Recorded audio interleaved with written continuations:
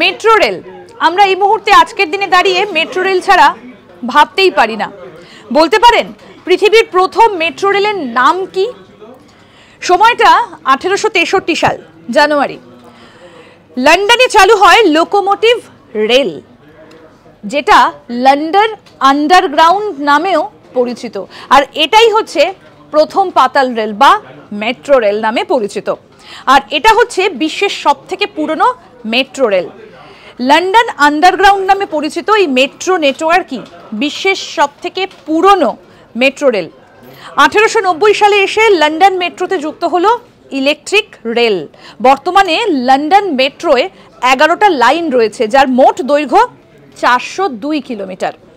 আর এই আন্ডারগ্রাউন্ড যে নেটওয়ার্ক, অর্থাৎ লন্ডন আন্ডারগ্রাউন্ডই হচ্ছে প্রথম মেট্রো নেটওয়ার্ক এবং এটাই বিশ্বের মধ্যে সবথেকে পুরনো। অর্থাৎ আমরা কলকাতায় যে মেট্রো রেল দেখি সেটা কিন্তু অনেক আগে চালু হয়েছিল লন্ডনে। আর এই লন্ডন আন্ডারগ্রাউন্ডই হচ্ছে পুরনো নাম মেট্রোর। দেখতে থাকুন আজ তাক বাংলার ইউটিউব চ্যানেল, সাবস্ক্রাইব করুন।